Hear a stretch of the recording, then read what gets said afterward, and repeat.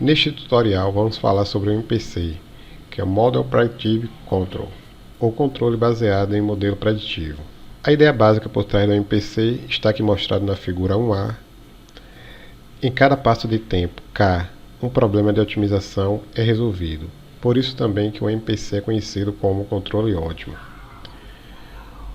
Uma função objetivo geralmente do tipo quadrática, baseada nas predições de saída sobre um horizonte de predição de P passos de tempo, é minimizada pela seleção dos movimentos das variáveis manipuladas sobre um horizonte de controle M, que são as ações de controle.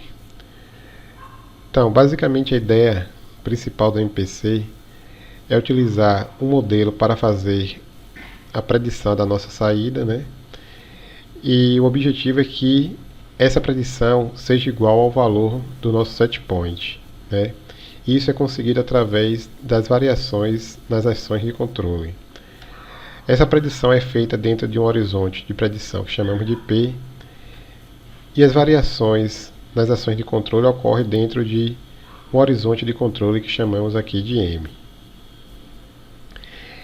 Então, embora os movimentos de M sejam otimizados, apenas o primeiro movimento é implementado. Então, aqui, por exemplo, depois que o K é implementada, a medida no próximo passo de tempo YK mais 1 é obtida. Por exemplo, aqui ocorre uma mudança na ação de controle, que chamamos aqui de UK, né? E consequentemente, no tempo TK mais 1, obtemos aqui a medida da nossa predição, que chamamos aqui de YK mais 1. Uma correção no erro do modelo é feita desde que a saída medida YK mais 1, em geral, não é igual ao valor previsto pelo modelo. Então, o novo problema de otimização é novamente resolvido sobre um horizonte de predição de P passos através do ajuste dos movimentos de controle M, ou seja, reiniciamos novamente todo o procedimento. Então, resumindo, temos movimentos de controle passados, né, que foram os movimentos de controle que ocorreram. Aqui na figura está representado o lado esquerdo, né, do eixo, nessas duas figuras. O movimento de controle atual, que é o movimento de controle corrente, né, que está aqui em cima do eixo, né, e os movimentos de controle futuros, né, que está aqui dentro do nosso horizonte de controle, do nosso horizonte de predição, que está à direita do eixo.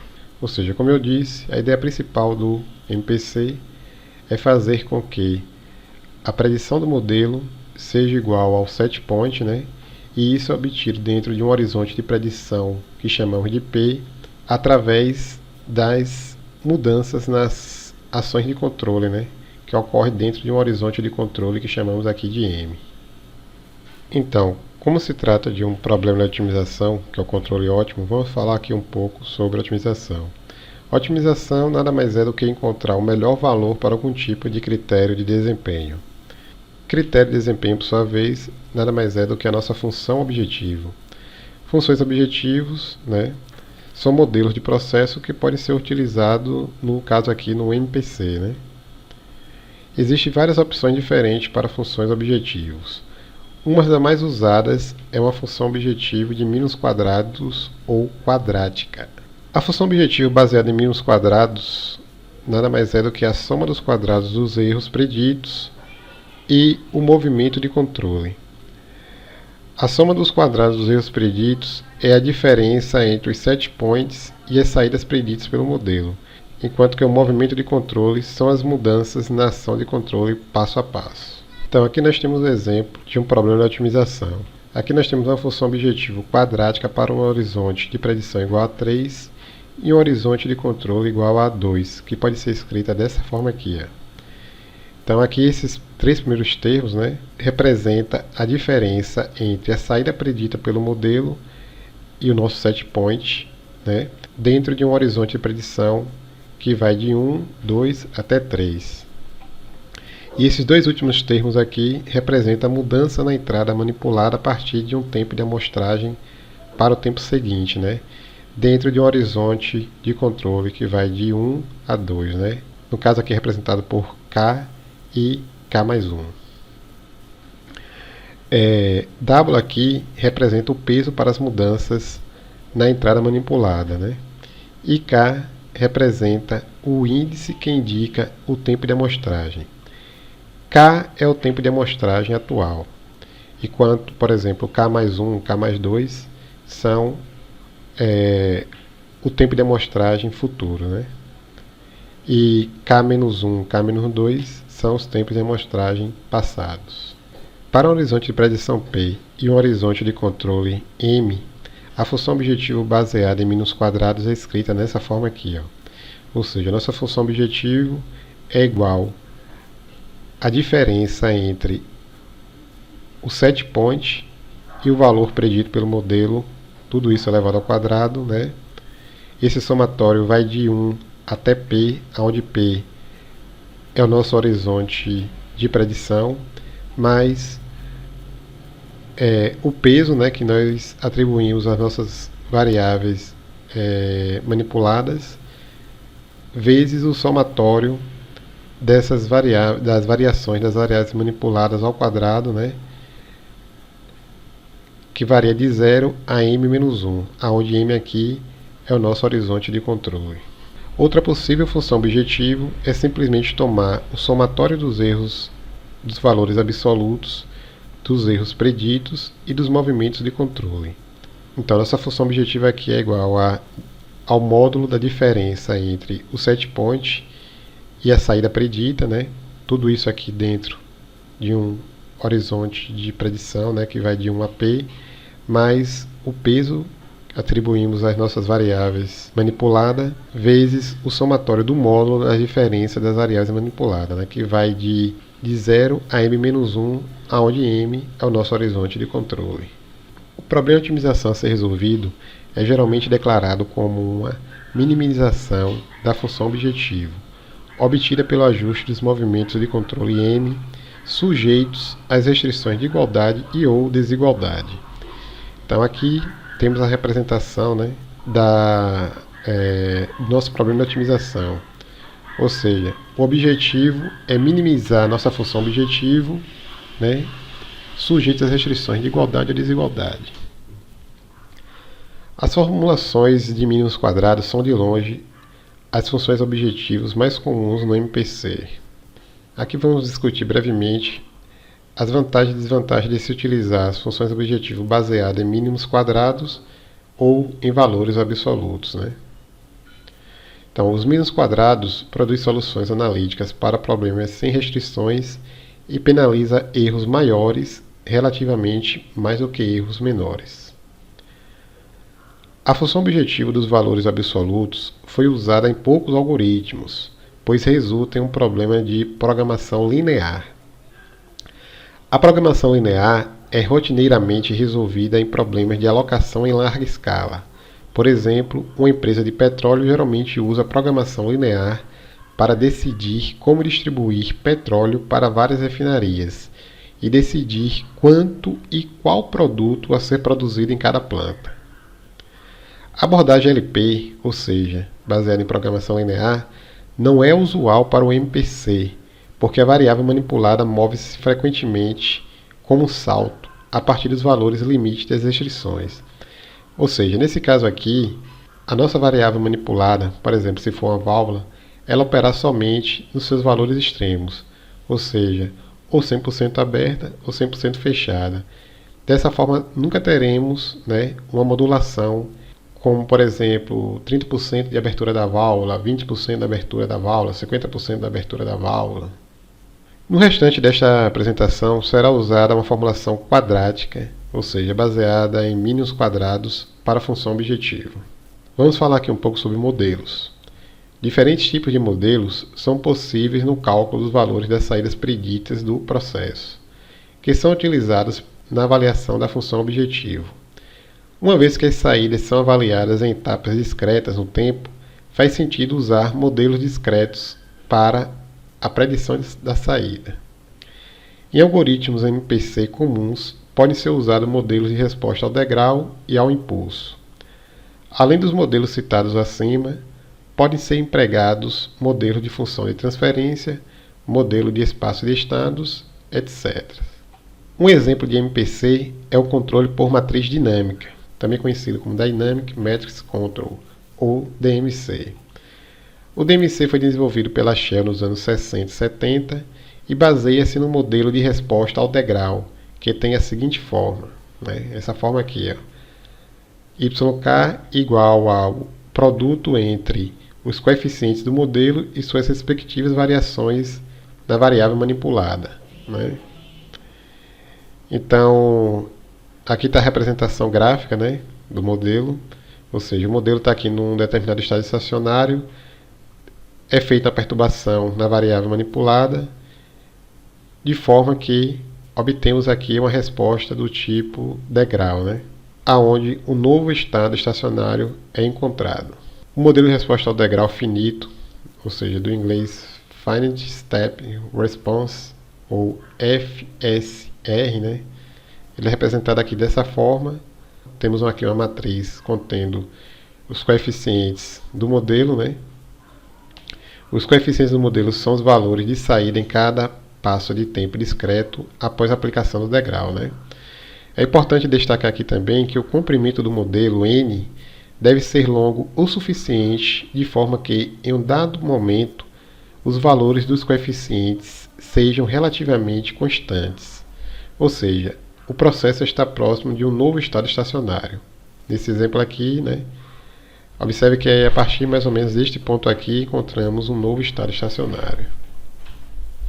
Então, o modelo de resposta ao degrau, né, que é o modelo que vimos anteriormente, ele pode ser escrito dessa forma aqui, aonde a predição YK, né, é igual ao somatório dos coeficientes, né, vezes as variações nas ações de controle, né, mais Sn, que é o último coeficiente, né, vezes o K menos N, que é a entrada manipulada N etapas no passado. Então observe que esse somatório aqui vai de 1 a N menos 1, né, aonde N representa, como vimos anteriormente, o comprimento do nosso modelo. No geral, é improvável que a saída predita pelo modelo seja igual à saída medida real no passo de tempo k. A diferença entre a saída medida YK e a prevista pelo modelo é chamada de distúrbio aditivo. Ou seja, distúrbio aditivo, né, que temos aqui, representado aqui por dk, é igual à saída medida menos a saída prevista pelo modelo. A predição corrigida é então igual à saída medida real na etapa k, ou seja, a predição corrigida é igual à saída real, que chamamos aqui de YK, né? Como a saída real é igual à predição do modelo mais o distúrbio aditivo, né, nós obtemos aqui essa relação para a saída corrigida. Ou seja, a saída corrigida é igual à predição do nosso modelo mais o distúrbio aditivo. Vale ressaltar o seguinte, que aqui estamos escrevendo o modelo para a etapa de tempo corrente, que chamamos aqui de YK. Então, da mesma forma, a saída predita, né, corrigida para o primeiro passo de tempo no futuro, pode ser encontrada a partir dessa relação aqui. Ó. Então, no tempo corrente, né, como vimos aqui, está no centro do eixo. No tempo futuro, está aqui à direita do eixo, né? Então, para a primeira etapa de tempo corrente, seria essa etapa aqui, ó, K mais 1. Então, vamos reescrever, né, essa relação aqui para K mais 1. Então, substituindo aqui o nosso modelo, né, a relação para a predição do modelo, né, então obtemos aqui que a saída corrigida no tempo K mais 1 vai ser igual ao somatório, né, de 1 a N menos 1 dos coeficientes do nosso modelo, né, vezes as variações da nossa variável controlada, né, mais Sn vezes o K menos N mais 1, mais o nosso distúrbio aditivo na etapa K mais 1. Né. Manipulando aqui esse modelo, podemos escrevê-lo aqui desta forma. Né. Então, assim, para o jésimo passo no futuro, né, podemos generalizar e obtemos aqui essa relação, onde separamos aqui o nosso modelo, né, representando aqui os efeitos dos movimentos de controle futuro, né, que é esse aqui, e os efeitos do movimento de controle passados, né, mais o termo de correção. Então é interessante observar aqui o seguinte: o efeito dos movimentos de controle futuro, né, varia de 1 a j e vai ser sempre menor ou igual a j. Se I é menor ou igual a j, significa que vamos ter sempre termo nesse lado aqui, ó, do tempo corrente até o nosso tempo futuro, né, que está aqui dentro do nosso horizonte de predição. Ou seja, vamos ter termos do tipo K, K mais 1, K mais 2, né, e assim por diante. Já o efeito dos movimentos de controle passado, ele está, né, desse lado aqui, ou seja, do lado esquerdo do eixo. No caso aqui, observe que I vai ser sempre uma unidade maior do que J.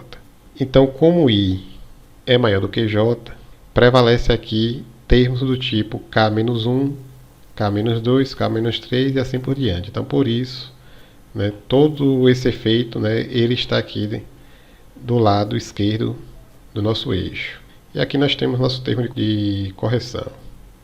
Então, podemos separar os efeitos de movimento de controle passados e futuros, né, aonde temos os efeitos dos movimentos de controle futuro e correntes, né, ou seja, K, K mais 1, K mais 2 e assim por diante, né. O efeito de movimentos passados, né, que são esses termos aqui, né, K-1, K-2, né, e aqui nós temos nosso termo de correção. Ou seja, a suposição mais comum é que o termo de correção seja constante no futuro, que é a hipótese de perturbação aditiva. Ou seja, todos os termos de correção no futuro, né, até o termo de correção corrente, ele vai ser sempre igual aqui a diferença entre a saída medida, né, e a saída prevista pelo modelo. Além disso, perceba que não há movimentos de controle além do horizonte de controle de m etapas. Então, qualquer variação além do nosso horizonte de controle vai ser sempre igual a zero. Na forma vetor matriz, para um horizonte de predição P e um horizonte de controle M, temos esse modelo aqui, onde a nossa saída predita corrigida, né, é igual a matriz dinâmica futuro, né, vezes o movimento de controle corrente e futuro, mais a nossa matriz passado, né, vezes os movimentos de controle passados, mais Sn, né, que é o nosso último coeficiente, vezes as entradas de controle passadas, né, mais os distúrbios preditos, representados por esse vetor. Então aqui nós temos os tamanhos dos vetores em matriz, né? No caso aqui, o vetor contendo as saídas preditas é do tamanho P por 1, né? Ou seja, contém P linhas. A matriz dinâmica futura é do tamanho P por M, ou seja, com P linhas e M colunas. Nosso vetor contendo os movimentos de controle corrente futuros, né? Uma matriz coluna, né? Contendo M linhas. Já nossa matriz aqui passada é uma matriz de tamanho P vezes N-2. Lembrando que N aqui é o tamanho, né, do nosso modelo. Vezes o vetor contendo os movimentos de controle passado, que é do tipo, né, que é do tamanho N-2 por 1. Sn aqui é um escalar, né, e aqui nós temos as entradas passadas, né, representada pelo vetor UP aqui, né, que é do tamanho P por 1. E aqui é o nosso vetor contendo os nossos distúrbios preditos, que é do tamanho P por 1. Né? Então, podemos escrever usando a notação vetor matriz, né, que é escrita aqui nessa forma, né, onde aqui nós temos nossas saídas preditas corrigidas, né, mais o efeito dos movimentos corrente e futuro, mais os efeitos dos movimentos passados, mais os nossos distúrbios preditos. Então, na equação anterior, a resposta de saída corrigida é composta por uma resposta forçada, que é devido às contribuições dos movimentos de controle atuais e futuros, né? Então, seria essa a resposta aqui, né? E uma resposta livre, que é devido às mudanças de saída que são preditas se não houver movimentos de controle futuros, né? Que seria essa a resposta aqui. Então, a diferença entre a trajetória do set point R e as predições futuras, né, pode ser escrita aqui dessa forma, onde R aqui é o nosso set point, né? Então, subtraímos aqui do set point nos dois membros da equação, né? Então obtemos aqui essa relação. Então, essa equação aqui ela pode ser escrita nessa forma aqui, aonde E elevado a C é o nosso erro predito corrigido, né? E todo esse termo aqui, né, que está subtraindo o set point, é o erro não forçado, né? Como eu disse, se nenhum movimento de controle futuro ocorrente fosse implementado, né? Menos SF vezes delta UF, né? Que seria aqui a nossa resposta forçada. Então aqui tem uma representação do MPC, né? Onde temos aqui a trajetória de referência, né? Nessa cor aqui, vermelho. A saída predita, né? Que é essa aqui de baixo, né? O objetivo é que a saída predita seja igual à nossa trajetória de referência ou nosso set point. E isso é conseguido através dos movimentos da variável manipulada, né? Ou seja, através dos movimentos ótimos, né? Que são feitos na variável manipulada, que altera, né, aqui a nossa predição. Então aqui nós temos um horizonte de predição, né, e um horizonte de controle, né, e o gráfico aqui, essa representação aqui é dividido em movimentos correntes, que está representado aqui por K, e movimentos futuros, que está à direita desse eixo aqui, né, que seria K mais 1, K mais 2, né, e aqui nós temos movimentos passados, que já ocorreram, né, ou seja, que é K-1, K-2. Então, a resposta de saída predita corrigida é composta das contribuições da resposta livre, né, que é essa resposta aqui, que foi obtida aqui dessa expressão, e a resposta forçada, né, representada aqui por essa expressão aqui, né, por esse termo. Então, como vimos anteriormente, a função objetiva de mínimos quadrados, ela pode ser escrita aqui dessa forma, né, ou, simplificando, né, substituímos aqui a diferença pelo erro, né, que chamamos aqui de erro corrigido, né, E elevado a C aqui. E observe que os termos quadráticos, né, podem ser escritos em forma de vetor matriz, né, como essa forma aqui, aonde esse termo aqui, né, ele é igual a multiplicação entre a transposta, né, do erro corrigido vezes o próprio erro corrigido. E todo esse termo aqui, né, ele é igual a multiplicação entre a transposta das variações da variável manipulada vezes o peso, né, vezes as variações da própria variável manipulada. No caso aqui dos movimentos futuros, né, conforme o índice indicado aqui, que é o índice F. Então, portanto, a função objetivo ela pode ser escrita nessa forma aqui. Ou seja, nossa função objetivo é igual a transposta do erro corrigido vezes o erro corrigido, né? Isso aqui na forma, como vimos, né? Na forma vetorial, mais a transposta das ações de controle futuras, né? Vezes o peso, né? W aqui, vezes as variações de controle futuras, né? Isso aqui está na forma vetorial, né? No caso aqui das variações das ações de controle, ao passo que temos aqui uma matriz contendo os pesos, né? E aqui é a forma também vetorial das ações de controle futuro. Então, aqui nós temos a restrição, né? Então, essa função objetiva ela está sujeita à restrição de igualdade da equação de modelagem, né? Ou seja, o erro corrigido é dado, né, pela diferença entre a resposta livre, que é o erro não forçado, como vimos, e a resposta forçada, que é o termo representando aqui menos SF, né, vezes delta UF, onde SF aqui é a matriz contendo os nossos coeficientes, né, é a nossa matriz futuros, né, contendo os nossos coeficientes do modelo, e delta UF aqui são as ações de controle futuras, né. Então, substituindo aqui a nossa restrição na nossa função objetivo, encontramos aqui esse modelo aqui, né.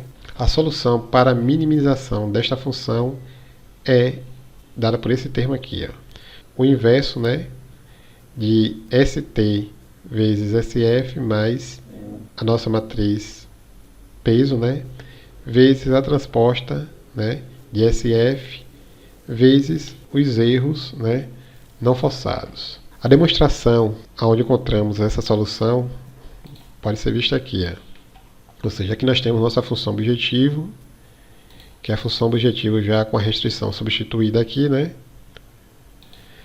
Aqui nós expandimos e aqui nós fazemos a minimização, que nada mais é do que calcular a derivada primeira, né, a derivada parcial com relação às ações de controle, né, o movimento de controle, igualar a zero.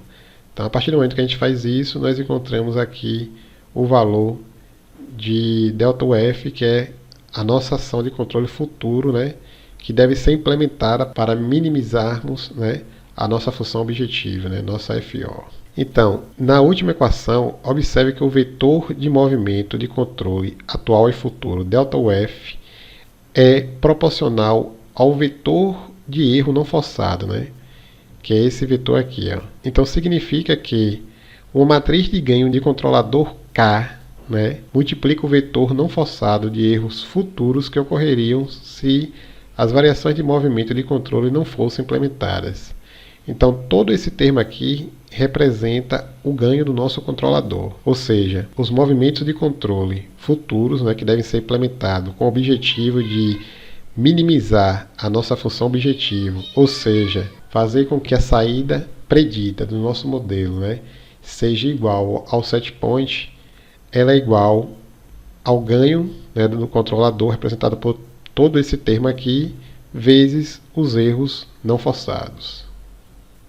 Então, K, que é o ganho do nosso controlador, é uma matriz M por P, né? Com M linhas e P colunas. Né? Como apenas a ação de controle atual é realmente implementada, usamos a primeira linha da matriz K, de forma que podemos escrevê-la, né, dessa forma aqui. ΔK igual a K1, que representa a primeira linha da matriz K, vezes o erro. Né? Então, aqui nós temos um resumo das etapas envolvidas na implementação do DMC em um processo. Então, primeiro desenvolva um modelo discreto da resposta ao degrau com comprimento n, com base em um tempo de amostragem ΔT. Especifique os horizontes de predição P e controle M, aonde n é maior ou igual a P, que é maior ou igual a M. Especifique a ponderação na ação de controle.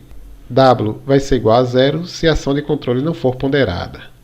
Todos os cálculos assumem a forma de variável desvio, então lembre-se de fazer a conversão a partir das unidades físicas. Bem, aqui concluímos o controlador preditivo baseado em modelo que foi o DMC, que é o controle por matriz dinâmica, né? Veremos a implementação do DMC. Resumindo aqui, nós temos aqui a nossa trajetória de referência, que é dada por essa linha vermelha aqui, a nossa saída predita, que está dentro de um horizonte de predição, a nossa saída medida, que sempre ocorre aqui no tempo corrente, né? E à medida que nós vamos fazendo a medição da nossa saída, né, ela vai ficando armazenada aqui nas etapas passadas, né? Temos aqui a nossa entrada de controle predita, que está dentro das ações de controle futuras, né? E a nossa entrada de controle passada, que foram as etapas que ocorreram, né? Vale destacar também, né, que tudo isso ocorre dentro de um horizonte de predição, que chamamos de P, e de um horizonte de controle, que chamamos de M. No caso dessa figura aqui, o horizonte de controle ele é igual ao horizonte de predição. Porém, vale destacar que o horizonte de controle ele nunca pode ser maior do que o horizonte de predição. Ou seja, o horizonte de controle ele é menor ou igual ao horizonte de predição. Então, em cada etapa corrente K, né, no caso aqui a etapa K, nós fazemos a medida da nossa variável controlada, fazendo a comparação aqui com a nossa previsão e através da diferença entre a variável medida, né, que é a variável real, a variável controlada, com a nossa saída predita pelo modelo, nós obtemos o distúrbio aditivo. O distúrbio aditivo ele é utilizado para fazer a correção do nosso modelo de predição, né? Vale lembrar também que depois que o K, né, no caso aqui, a nossa ação de controle na etapa corrente, ela é implementada, nós fazemos a medida no próximo passo de tempo YK mais 1. Então, no caso aqui é implementada a ação de controle corrente. Aí no próximo passo, que é o passo K mais 1, fazemos aqui a medição da nossa variável, né, real, que eu chamei aqui de YK mais 1. Novamente, obtemos aqui a diferença da variável real com a variável predita pelo modelo, né, obtendo assim o distúrbio aditivo nessa etapa, fazendo assim a correção do nosso modelo. conforme representado nessa equação de baixo aqui. As ações de controle que ocorreram, né, está representada aqui por essa linha azul mais escura, né, e essas ações vão sendo armazenadas aqui nas ações de controle passadas. Então, todo o processo se repete, né, e o objetivo é fazer com que a predição do nosso modelo seja igual à nossa trajetória de referência, né, ou seja, temos que minimizar a nossa função objetivo. E a nossa função objetivo nada mais é do que o somatório da diferença do set point, né, ou da trajetória de referência, e a saída predita pelo modelo, né, tudo isso elevado ao quadrado, mais o somatório das nossas ações de controle. Então, dessa forma, nós temos que minimizar essa função objetivo através das mudanças aqui nas ações de controle. Então, todo o processo vai se repetindo, né, até alcançarmos o nosso horizonte de predição. Então, a implementação do DMC, ou seja, do Dynamic Matrix Control, ou controle por matriz dinâmica, será feito utilizando o MATLAB. Para isso, usamos aqui o programa desenvolvido por B.W. Beckett, no seu livro Process Control Modeling Design Simulation, né? Aqui está a saída do programa, onde y aqui é a nossa variável controlada. Essa linha tracejada aqui é o nosso set point, né? O set point aqui ele muda, ele sai de um estado estacionário de 0 e vai a 1, né? E vai até 1. E aqui está representadas as ações, né? Os movimentos da nossa variável controlada. Ela vai se modificando no sentido de fazer com que a saída controlada seja igual ao set point, né? Tudo isso aqui ocorre dentro de um horizonte de predição que chamamos de P e um horizonte de controle que chamamos de M, né? Então aqui está representado os parâmetros de sintonia do MPC, né? Ou DMC, e os parâmetros da simulação. N igual a 50 aqui é o comprimento do modelo de resposta ao degrau que vamos utilizar no DMC. P igual a 10 aqui é o horizonte de predição. M igual a 1 aqui é o horizonte de controle. O peso aqui, nesse caso, é 0, né? Ou seja, não existe fator de ponderação. YSP aqui igual a 1 é o novo valor do set point, né? Que sai de um valor 0. O estado estacionário inicial que ele tinha, né? E encontra aqui um novo estado estacionário, que é igual a 1. Time SP aqui igual a 1 é o tempo onde ocorre a mudança, né? Do set point, no caso aqui 1, né? Observe aqui que ele sai de 0 e vai para 1. Del T aqui igual a 0,1 é o tempo de amostragem, né? E T final aqui é o tempo final da simulação. Aqui nós temos o vetor tempo, que é um vetor que vai de 0 a 6, com incremento aqui de 0,1. Né? K final aqui é o número de intervalos de tempo, que tem o mesmo comprimento do vetor tempo, né? No caso aqui, 61. K final aqui é igual a 61. Aqui KSP, ele utiliza aqui para escrever aqui o vetor set point, né? No caso aqui, KSP igual a 10, né? Onde ele escreve aqui todo o vetor set point. Observe que, como eu disse, né, o set point, inicialmente, entre 0 a 1, ele é igual a 0. No tempo 1, ele muda aqui para novo estado estacionário, que é igual a 1. Então, vamos falar aqui sobre o desenvolvimento do modelo. Então, a título de exemplo, será utilizado o modelo matemático para um reator de Van der Waals. Então, para um reator CSTR isotérmico, CSTR é um reator do tipo agitado, né, perfeitamente agitado, onde, para o caso de um líquido aqui, né, a densidade é constante em qualquer ponto do reator. E isotérmico porque ele possui temperatura constante. Então, para um reator CSTR isotérmico, a concentração do produto B pode ser controlada pela manipulação da vazão de alimentação F, que muda o tempo de residência para um reator com volume constante.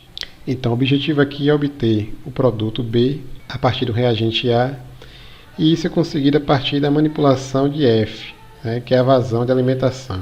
O grande problema aqui nessa reação é que o produto B se decompõe em um produto não desejado, que é chamado aqui de C, né, no caso aqui para essa reação em série, e o produto A, né, ele se decompõe no subproduto, né, ou um produto não desejado D, através dessa reação aqui em paralelo, né. Os parâmetros da taxa de reação são dados por esses valores aqui, né, de K1, K2 e K3. E a concentração de alimentação no estado estacionário é igual a 10, ou seja, CaF na alimentação, né, no estado estacionário é igual a 10 grama-mol por litro. Então, considerando o reator com volume constante, são obtidas as seguintes equações de balanço de massa por componentes, né? Então, nós temos aqui essas equações, né, para os componentes A, B, C e D. E esse balanço ele é escrito a partir dessa relação aqui, ó. Acúmulo de massa dentro do sistema é igual a entrada de massa nos limites do sistema, menos saída de massa nos limites do sistema, mais geração de massa dentro do sistema, menos consumo de massa dentro do sistema. Então, essas duas equações, né, a equação para os componentes A e B, não depende das concentrações dos componentes C ou D. Assim, como estamos interessados na concentração do componente B, é necessário resolver apenas essas duas equações. Linearização em torno do estado estacionário. Bem, essas duas equações representam o comportamento fenomenológico não linear do reator de Van der Waals. Como desejamos linearizar esse sistema em torno do estado estacionário ou ponto de operação, o próximo passo será encontrar esse ponto. Assim, é necessário fazer com que as derivadas, ou seja, as variações, sejam iguais a zero, o que significa que o sistema não está variando, permanecendo em um estado estacionário. Então, nada mais é do que pegarmos essas duas equações aqui no caso, né, que são as nossas equações de interesse, que são equações transientes, né, e transformá-las em equações no estado estacionário, apenas eliminando a variação temporal aqui, ó, ou seja, eliminando a derivada. Então, a partir do momento que fizemos isso, né, encontramos aqui a equação para o componente A e a equação para o componente B, né? Vale ressaltar aqui também que a partir do momento que a gente faz a linearização em torno do estado estacionário, usamos aqui essa nomenclatura, né, onde aparece esse índice S aqui, que significa estado estacionário, né, para todas as variáveis. E explicitando aqui em termos de concentração de A e concentração de B, nós obtemos aqui essas duas equações. A partir das equações, né, para as concentrações de A e B no estado estacionário, né, ressaltando que a entrada do nosso sistema é a taxa de dissolução Fs dividido por V, né, é a relação vazão de alimentação no estado estacionário dividido pelo volume do reator, onde o volume do reator é constante, né? Se variarmos essa entrada, ou seja, se variarmos essa relação aqui, Fs sobre V, né, de 0 a 10, como está aqui, de 0 a 10, encontramos as curvas que relacionam a entrada e a saída do sistema em seu estado estacionário. Então, a partir do momento que a gente faz isso, aqui nós temos a resposta, né, para a concentração de A em estado estacionário. Então, observe que A aumenta aqui, né, com o aumento dessa relação, ao passo que B apresenta o valor máximo. Esse valor máximo ocorre aqui quando a relação Fs sobre V está em torno de 0 e 1, e depois o valor da concentração de B vai diminuindo. Linearização do sistema de equações não lineares em espaço de estado usando o jacobiano. Então, o modelo de espaço de estado ele é dado aqui dessa forma, né? Onde aqui x, né, e y são as nossas variáveis de estado, A, B, C e D aqui são as matrizes jacobianas, né? E U é a nossa variável manipulada. No caso aqui, a nossa variável manipulada, né, é a vazão de alimentação dividido pelo volume do reator, que é constante. Se renomearmos as duas equações de balanço de massa como uma função 1 e uma função 2, né, ou seja, se pegarmos as equações do balanço de massa para os componentes A e B no estado transiente, né, e chamarmos de F1 e F2, né, obtemos aqui, né, essas duas relações para facilitar aqui o cálculo do jacobiano, né. Então, o jacobiano, né, para matrizar aqui, vai ser a derivada de F1 com relação a x1, né, com relação a x2, aqui, né, e a derivada de F2, né, que é essa segunda equação, com relação a x1 e também com relação aqui a x2, né. Ao passo que no caso de B, nós temos as derivadas parciais, né, de F1 com relação à variável manipulada, U, né, e a derivada de F2 com relação à variável manipulada U, né. no caso aqui para a matriz B. Então, se calcularmos aqui, né, o jacobiano para essas duas matrizes, obtemos aqui, né, essas duas expressões aqui, para x, né, e para y. Vamos aqui analisar a operação do lado esquerdo do pico de concentração máxima de B. Ou seja, a concentração máxima de B ocorre aqui no valor de Fs sobre V, né, entre 0 e 1, aproximadamente 0,57 minutos a menos 1. E a partir dos estados estacionários dos componentes A e B, né, ou seja, das concentrações de A e B nos estados estacionários, né, conhecendo aqui as constantes para as taxas das equações, né, a concentração de A na alimentação, que é 10 gramas-mol por litro, né, nós conseguimos obter aqui os valores das concentrações de A e da concentração de B para o estado estacionário nesta condição aqui. Então, CAS é igual a 3 mol por litro, ao passo que CBS é igual a 1,117 mol por litro. Então, com isso, a partir das concentrações de A, da concentração de B, das constantes das taxas de reação e da concentração de A na alimentação, nós obtemos aqui a expressão para o modelo de espaço de estado, que é representado aqui por essa forma. Então, aqui no MATLAB, né, aqui ele entrou com os valores, né, para o modelo de espaço de estado. A partir dessas matrizes A, B, C, né, e do escalar D aqui no caso, ele cria o modelo de espaço de estado, né, através desse comando aqui, SS, né, que cria o modelo de espaço de estado, né, ou seja, converte para o modelo em espaço de estado. Ele chamou aqui de sysc_mod, né? Sysc aqui porque é um modelo de espaço de estado no tempo contínuo. Se você quiser saber, né, conhecer a função de transferência para esse modelo, basta digitar esse comando aqui, ó, no MATLAB, né? TF, né, entre parênteses, sysc_mod. Por exemplo, aqui, né, G igual a TF sysc_mod.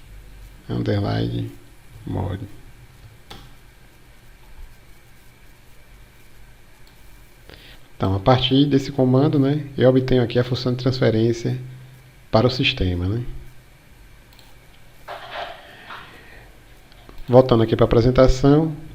Então, a partir do modelo de espaço de estado, ele inseriu aqui a planta, né? Ou seja, ele falou que a planta é igual ao modelo, né?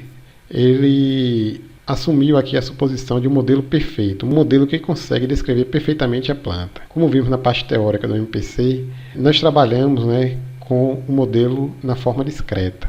Então, o passo seguinte, após a obtenção do modelo de espaço de estado contínuo, foi fazer a discretização desse modelo, né? Para isso foi utilizado o comando C2D, ou seja, contínuo para discreto. Então, esse comando aqui converte um modelo contínuo para um modelo no tempo discreto, né?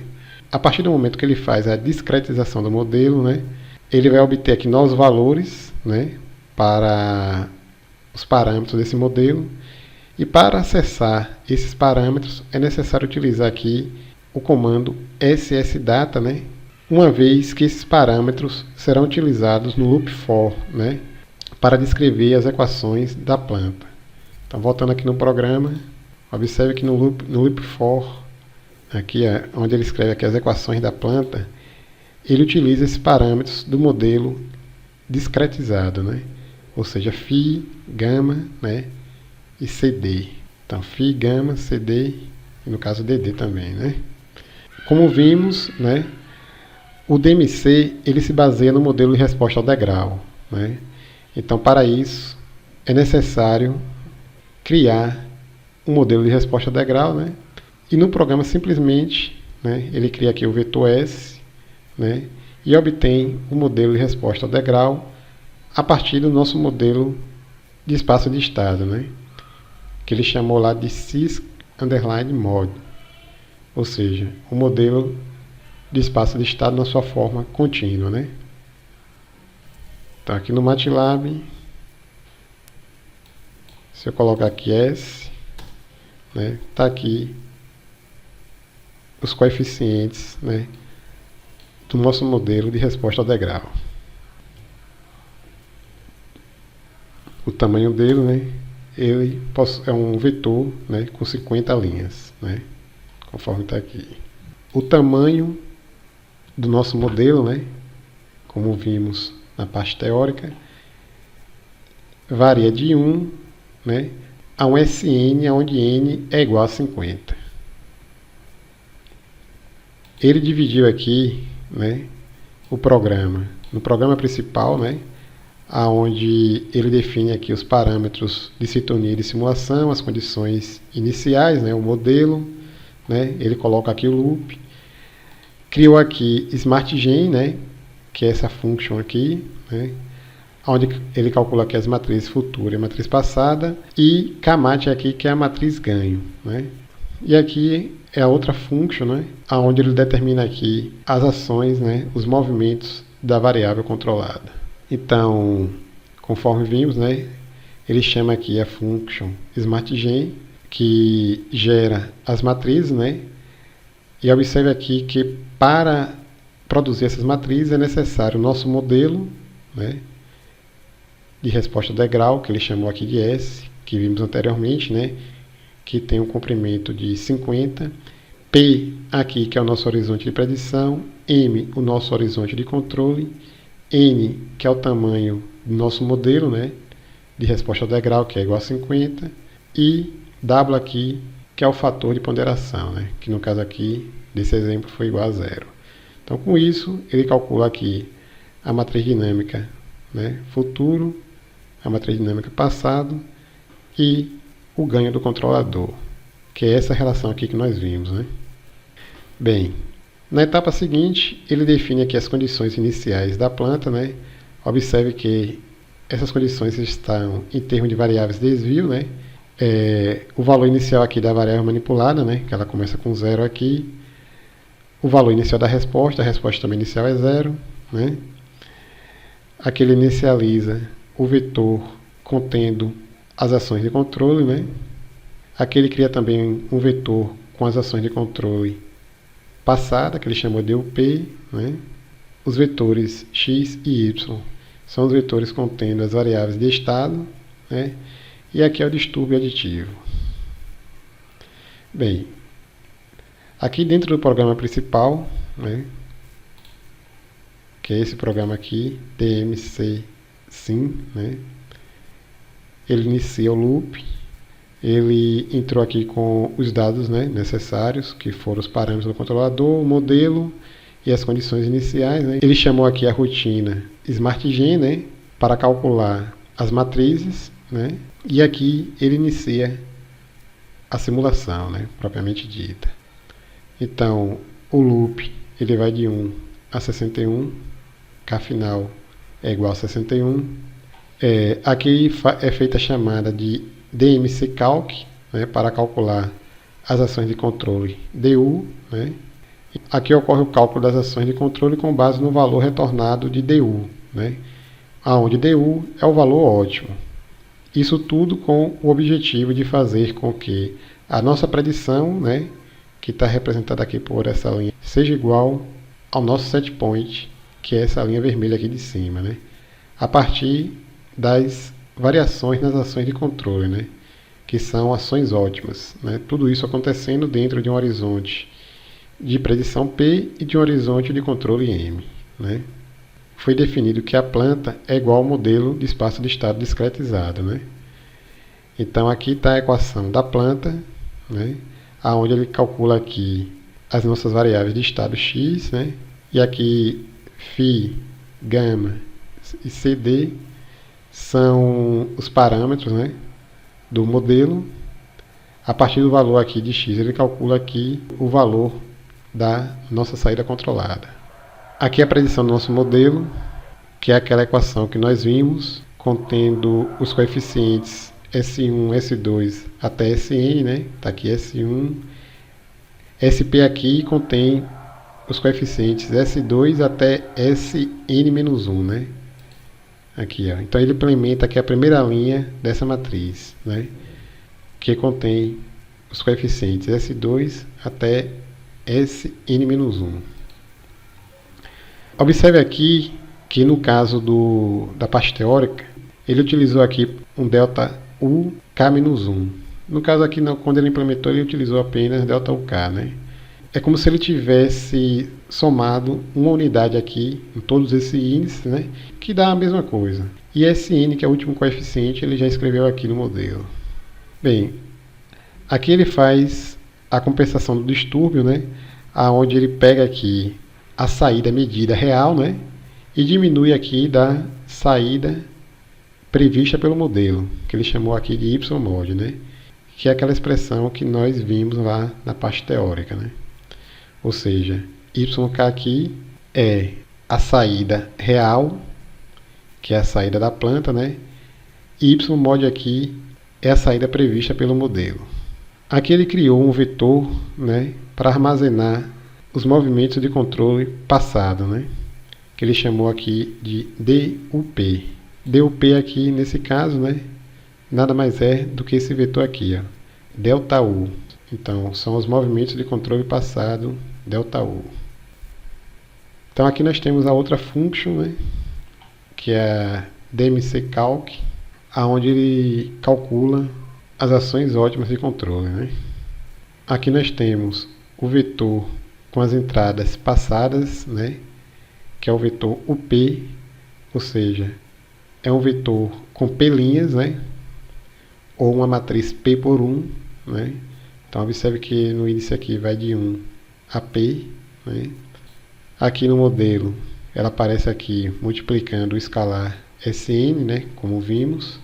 Observe que ele vai ser utilizado para determinar a resposta livre, que por sua vez vai ser utilizada para calcular o novo valor da ação de controle delta U, né, como vamos ver agora. Então aqui é o vetor contendo distúrbio aditivo, né? O valor de D foi definido na outra rotina, como vimos, né? E aqui é o vetor contendo set point, onde ele chamou de y_free, nada mais é do que esse termo aqui, né? Que é o termo contendo a resposta não forçada, que é igual a matriz passada, né, vezes del UP, né, que é as ações de controle passadas, né, que ela é retornada aqui a partir desse parâmetro, né, mais Sn, né, que é o nosso último coeficiente, vezes o vetor UOD, né, que foi calculado aqui, mais dVec, né, que é o distúrbio aditivo que ele determinou aqui, né. Com isso, ele calcula aqui o erro, que ele chamou aqui de E_free, que é igual ao vetor setPoint, né, menos a resposta livre.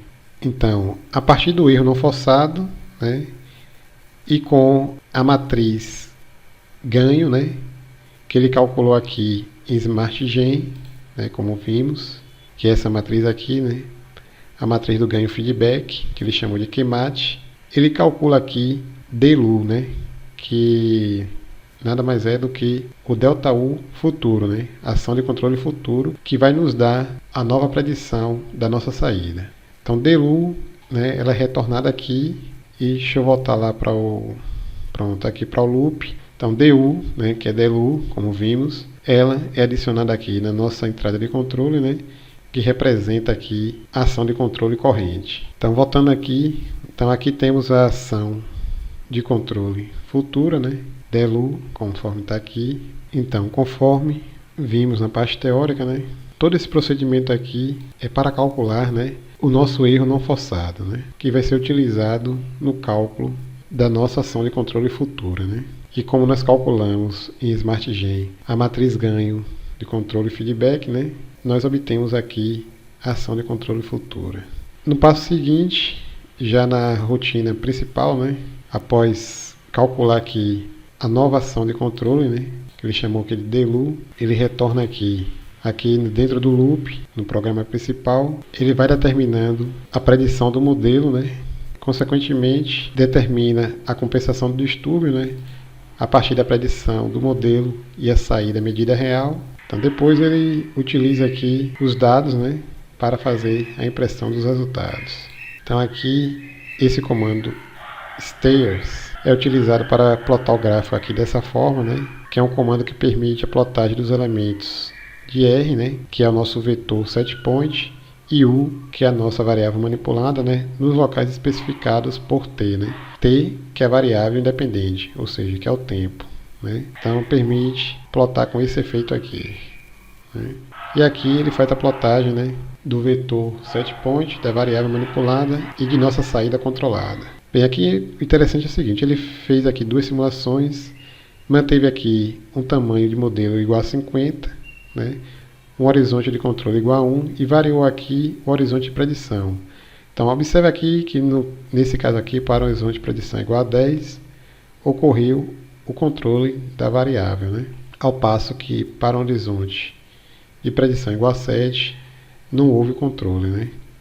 Ou seja, segundo ele, se o horizonte de predição é muito pequeno, os coeficientes iniciais de resposta ao degrau dominam. Uma vez que estes são negativos, enquanto os coeficientes posteriores são positivos, correspondente a um ganho positivo do processo, a predição resulta no erro, né? Então é necessário, né, termos aqui um valor ótimo, digamos assim, um valor correto para utilizarmos como parâmetro, né, do nosso controlador. Caso contrário, pode levar a um erro, né? Bem, finalizando aqui, neste tutorial foi visto o caso SISO, né, Single Input, Single Output, ou seja, uma única entrada e uma única saída, né, para um sistema sem restrições. Entretanto, no caso de sistemas multivariáveis e com restrições, né, a técnica de controle por matriz dinâmica apresentada neste tutorial é baseada em uma otimização sem restrições nos movimentos de controle atuais e futuros. A combinação de um modelo linear e uma função objetivo quadrática conduzem a uma solução analítica para os movimentos de controle. Na prática, as restrições nas entradas manipuladas, ou seja, nos movimentos de controle, podem ser importantes. Se a equação, que é a equação que nos dá o valor ótimo, né, da variável manipulada, que nada mais é do que a solução analítica que foi comentada aqui anteriormente, né? Então, se a equação de ΔUF, né, que nos dá o valor ótimo das ações de controle, que é a solução analítica da nossa função objetivo, né, que foi essa função aqui que nós vimos, né, resulta em uma ação de controle inviável, por exemplo, se ocorre uma violação das restrições, como uma vazão maior do que a maior vazão máxima possível, então, obviamente, o movimento de controle deve ser truncado nos valores máximos ou mínimos. Então, uma vez que as soluções truncadas resultantes podem não ser ótimas se o horizonte de controle for maior que 1, é importante usar uma formulação de otimização com restrições para esses problemas. Felizmente, o controle por matriz dinâmica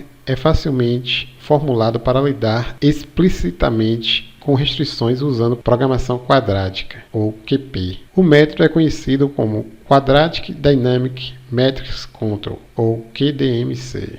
Bem, a referência utilizada, né, como foi comentado anteriormente, foi o livro de P. Wayne Beckett, né, Process Control, né, Modern Design and Simulation. Então, com isso, encerramos aqui mais um tutorial.